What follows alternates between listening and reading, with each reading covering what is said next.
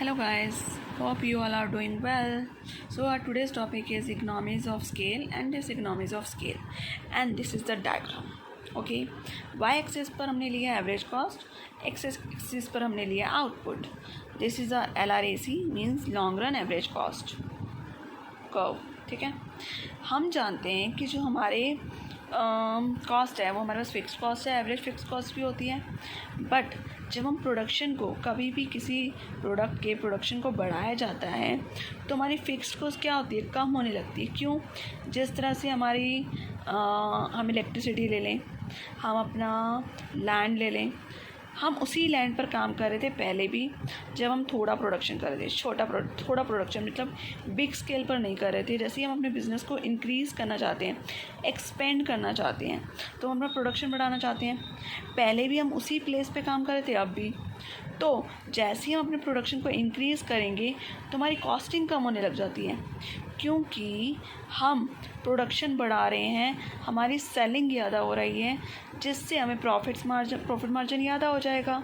तो अपने आप ही हमारी फिक्स कॉस्ट क्या हो जाएगी, कम होने लग जाएगी, क्योंकि मशीनरी तो वही है, हमने वो तो चेंज की नहीं, ना ही हमने लैंड चेंज की, बस हमने प्रोडक्शन को इंक्रीज़ कर दिया. जो हमारा प्रॉफिट मार्जिन था वो हमारा इंक्रीज़ होता गया, जिससे हमारी फिक्स कॉस्ट क्या हो गई, अपने आप ही कम हो गई. क्योंकि पहले हम एक 10 वस्तुओं का प्रोडक्शन कर रहे थे, मतलब 10 गुड्स का प्रोडक्शन कर रहे थे. अब हम वही 100 प्रोडक्ट्स का प्रोडक्शन कर रहे हैं. तो उससे क्या हुआ, लेबर वही है, मशीनरी वही है, बट प्रोडक्शन बढ़ गया. तो हमारी एवरेज कॉस्ट क्या हो जाएगी, एवरेज फिक्स कॉस्ट क्या होगी, कम हो जाएगी. क्योंकि पहले वो 10 रुपये थी, अब भी वो 10 रुपये है, बट 100 मतलब कि 100 प्रोडक्ट हमने क्या कर दिए, इंक्रीज़ कर दिए उस पर बनाने, और हमारा क्या हो गया, कॉस्ट कम हो गई अपने आप ही. क्योंकि वहीं हम 10 बना रहे थे, अब हम 100 बना रहे हैं उसी कॉस्ट पर, तो अपने आप ही क्या हो गया, 100 में डिवाइड हो गई. यस.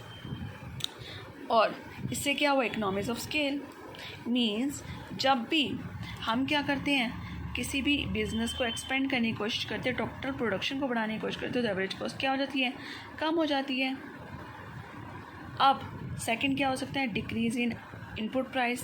क्योंकि हमारी एवरेज कॉस्ट कम हुई, हमारी लेबर वही है, मशीनरी वही है, तो एवरेज कॉस्ट अपने आप क्या हो गई, कम हो गई, जिससे हमारा इनपुट क्या हो गया, प्राइस कम हो गया, तो प्रॉफिट ज़्यादा हो जाएगा. अब हमने एक अच्छी सी लेबर लगा ली, अच्छी सी मतलब जिसे स्किल्ड लेबर, मतलब हम किसका प्रोडक्शन कर रहे हैं, शूज़ का प्रोडक्शन कर रहे हैं. अब शूज़ का प्रोडक्शन करने के लिए पहले जो लेबर लगी हुई थी ना, वो स्किल्ड नहीं थी. मीन्स उन्हें समझाना पड़ता था, सिखाना पड़ता था कि ऐसे करो. बट अब जो लेबर आई है ना, वो हमने ऐसी ली है जो ट्रेंड है ऑलरेडी, पहले इतनी अच्छी कंपनीज़ में काम कर आई है, तो उन्हें सब पता है, वो अपने बलबूते पे सब काम करवा लेंगे लेबर से जो उनके अंडर में काम कर रही है. ठीक है, मैनेजर सब काम कर रहा है, हमने एक मैनेजर लगा दिया, क्योंकि हमने बिज़नेस बढ़ा दिया. बिज़नेस को एक्सपेंड करने का मतलब ये है ड्यूटीज़ बढ़ना. तो मैंने अपने नीचे मैनेजर हायर कर लिया. उसने क्या किया, लेबर से काम करवाना शुरू कर दिया. अब वो जिस तरह से लेबर से काम करवा रहा है, उसको भी क्या करनी है, अपनी सैलरी चाहिए, तो उससे अच्छे से काम करवाएगा. और लेबर को जब सब पता है और मैनेजर उस पर काम कर रहा है, तो अपने आप ही बेस्ट काम करके देगी ना, रिज़ल्ट अच्छे होंगे तो प्रॉफिट अच्छा होगा.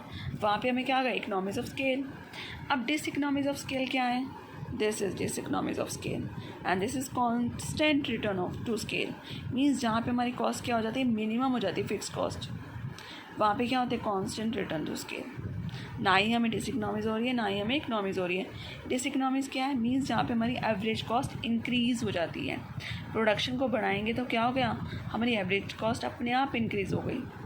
कभी कभी क्या होता है, हम ना स्किल लेबर नहीं लेते, हमें सब कुछ उसे समझाना पड़ रहा है, एक एक लेबर को ट्रेंड करना पड़ रहा है, तो उस पर हमारी कॉस्टिंग आ रही है, जिसकी वजह से हमारा क्या हो गया, प्रोडक्शन तो बढ़ा लेकिन कॉस्ट हाई हो गई.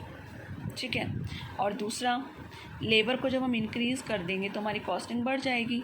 प्रोडक्शन को बढ़ाने का फ़ायदा तो तब है ना जब हमारी लेबर ना बढ़ानी पड़े, बट यहाँ तो हम इंक्रीज़ कर रहे हैं लेबर भी, तो हमारी एवरेज कॉस्ट भी क्या हो गई, बढ़ गई.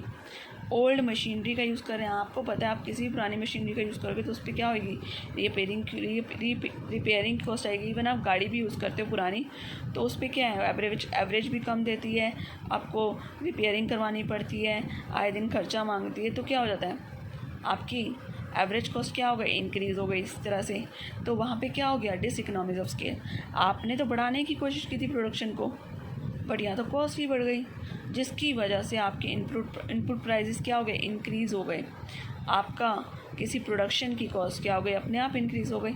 आप शूज़ का ही प्रोडक्शन कर रहे थे, वहाँ पे मशीनरी ओल्ड यूज़ कर रहे थे, तो अपने आप ही कॉस्टिंग क्या हो गई, हाई होगी, क्योंकि आपने क्या किया, ओल्ड मशीनरी यूज़ करके उस पर रिपेयरिंग कॉस्ट भरी। अब यहाँ तो मैं टेक्नोलॉजी का यूज़ कर रही थी, मीन्स न्यू मशीनरी का यूज़ कर रही थी, वो तो मेरे को अच्छे आउटपुट दे रही है, इंक्रीजिंग रिटर्न में देगी। यहाँ डिक्रीजिंग में आ जाएगा, जिसकी वजह से कॉस्ट हाई हो गई।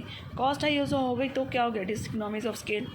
मीन्स जितना प्रोडक्शन हो रहा है उससे ज़्यादा तो मैं कॉस्ट लगा रही हूँ, तो मैं वहाँ पर प्रोडक्शन करना चाहूँगी, और यहाँ पर मैं क्या करना चाहूँगी, इकोनॉमीज ऑफ स्केल में और ज़्यादा प्रोडक्शन करना चाहूँगी। Now this is clear. Thank you. Bye bye.